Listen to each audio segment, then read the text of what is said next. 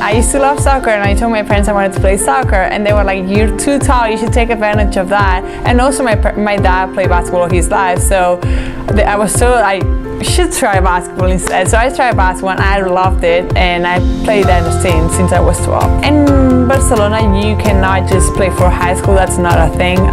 So you have to join clubs. And when I was 12, my city town started the basketball club, and that's when I joined it. So I began playing basketball when I was 12.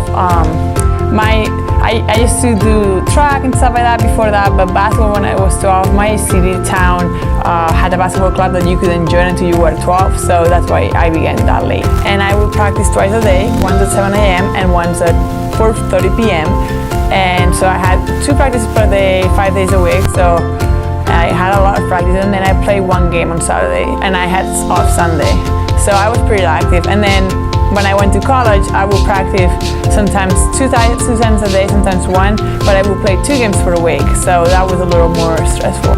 It was tough. Being a student athlete is pretty tough, not because it's hard on your body, that it is, but also it's very difficult to combine academics, especially when you're in a program like this, that you have to be in the lab, you have to listen to the professors to know how the programs work and stuff like that. I can't just teach myself, like writing papers, I can do that. So it was pretty tough when we were on the road, and we missed a lot of classes.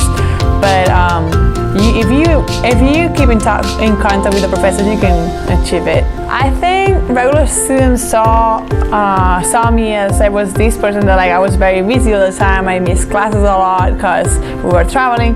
But I think they saw me as I was very active, and I always tried to socialize with people from outside sports, but it wasn't always possible, and I feel like they knew the reason why. Before being a student athlete, I thought it was going to be pretty much like my high school sports school, because I practiced twice a day and I didn't have free time either, so I feel it was going to be very similar.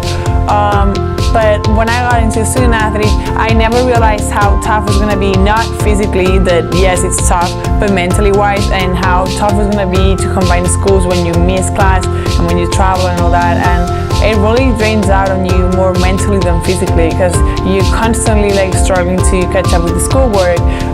You always have to be 100% in practices, and it's been very tough and very draining, but I wouldn't change a thing. I wouldn't say I still love basketball. I wouldn't say I hate it. I would say it has changed. Basketball, I love basketball. Basketball gave me everything in my life. It gave me my best friends. It gave me a home. It gave me America. It gave me a lot of different things I would never been able to get without basketball. But I feel like basketball, I still love it, but it's the end of the chapter, kind of like I turn the page and start a new chapter. So I do love it, but it's just in a different way.